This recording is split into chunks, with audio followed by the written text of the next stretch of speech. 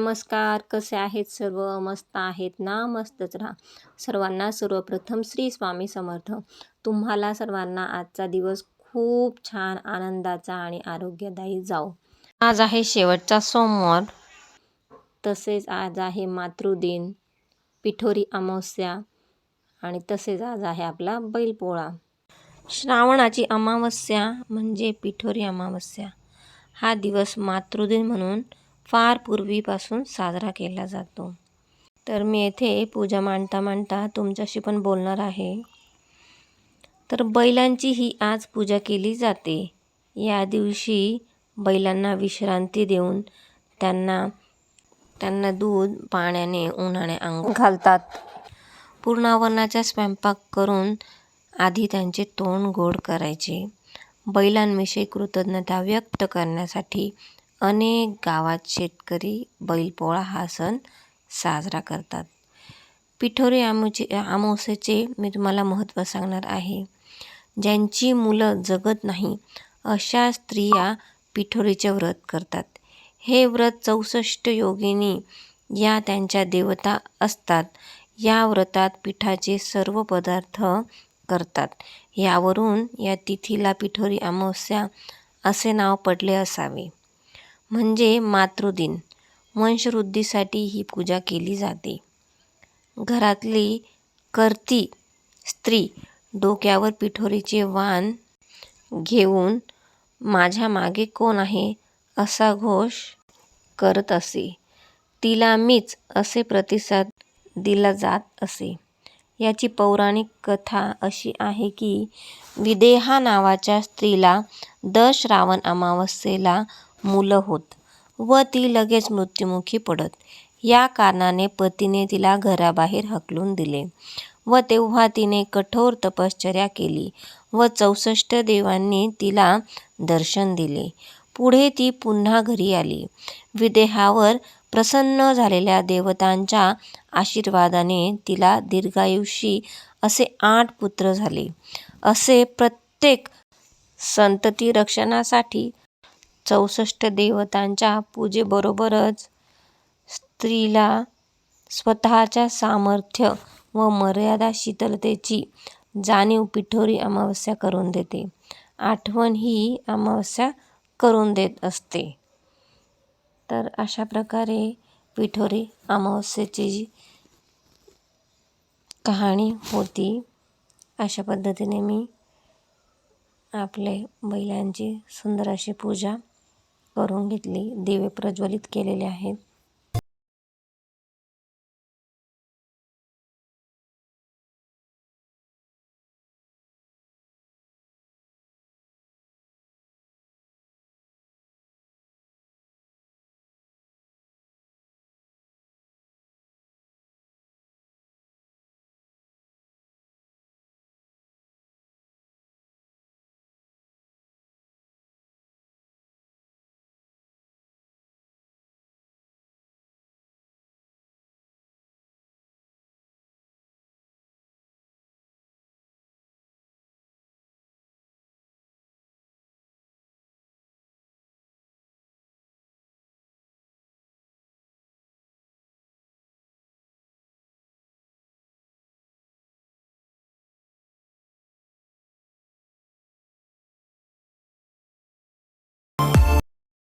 आजच्या दिवशी जर तुम्ही सर्वांनी अशा राख्या बांधल्या असतील देवांना, आपल्या घरातल्या वस्तूंना, तर त्या तुम्ही आज काढू शकतात. आज काढून घेतल्या तरी चालतील त्या.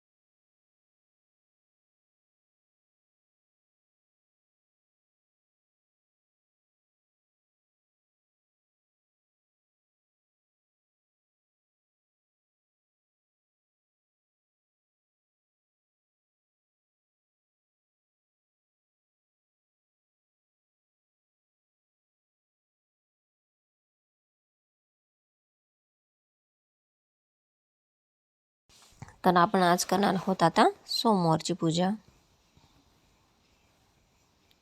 तर सर्वात आधी आपण गणपती बाप्पाचा अभिषेक करून घेऊयात. तर गणपती बाप्पाचा अभिषेक करत असताना श्री गणेशाय नमः किंवा ओम वक्रतुंड महाकाय सूर्यकोटी समप्रभ निर्विघ्नं कुरु मे देव सर्वकार्येषु सर्वदा किंवा श्री गणेशाय नमः, श्री गणेशाय नमः असा मंत्र देखील म्हणू शकतात. मी आधी गणपतीला पाण्याने अभिषेक केला, नंतर पंचामृताने अभिषेक केला, नंतर पुन्हा पाण्याने अभिषेक केला.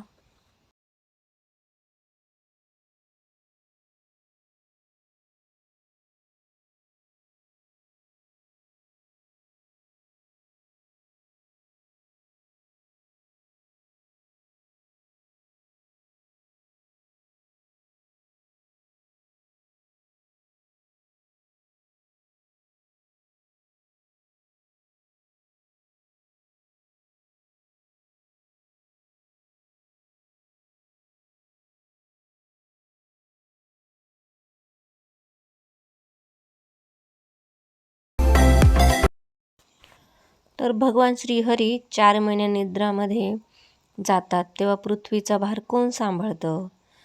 तर एक म्हणजे देवशनी एकादशीनंतर 4 दिवसांनी गुरुपौर्णिमा येते, म्हणजेच 4 दिवस गुरुदेवांनी सांभाळले.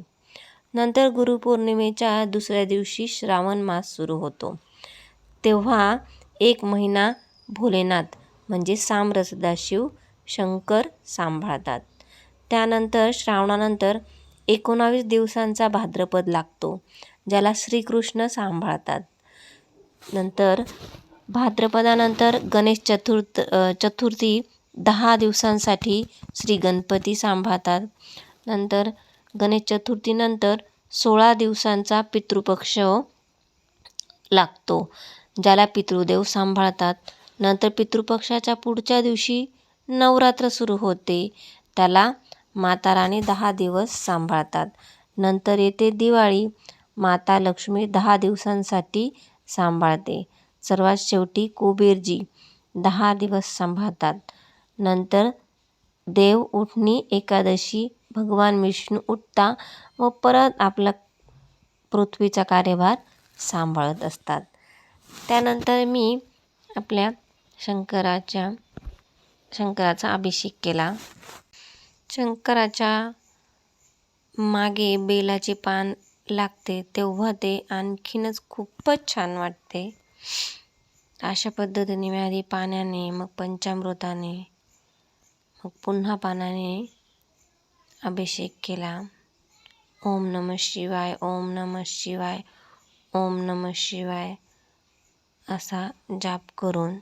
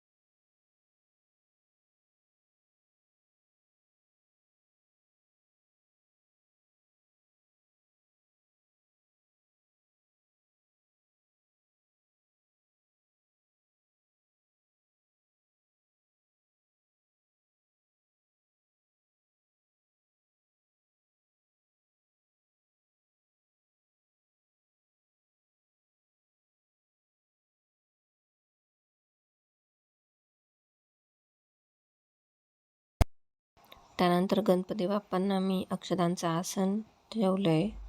तुमच्याकडे नागवेलीची पानं असले तुम्ही ते ठेवले तरी देखील चालू शकते.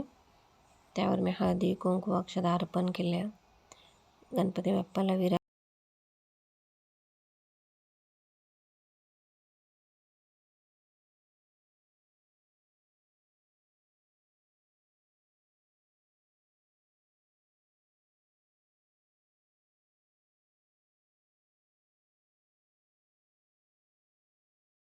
गणपती बाप्पासाठी मला सुंदर असे जास्वंदाचे फुलं मिळाले होते. ते गणपती बाप्पांना वाहिले. किती छान दिसतात गणपती बाप्पा. त्यानंतर मी आपल्या पिंडीवर ओम नमः शिवायचा जाप करत बेलपत्र वाहून घेतले आहेत.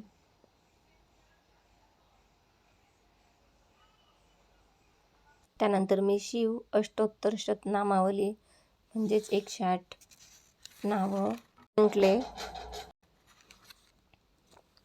नंतर शिव आणि ओमने देखील बेलपत्र वाहून नमस्कार केला. तर अशी झाली आहे आजची आपली शेवटचा सोमवार पूजा. माझीच आज नजर हटत नाही, इतकं छान वाटतंय. यात जे पण काही चुकलं ते माझं असेल आणि जे पण बरोबर असेल ते स्वामींचे असेल.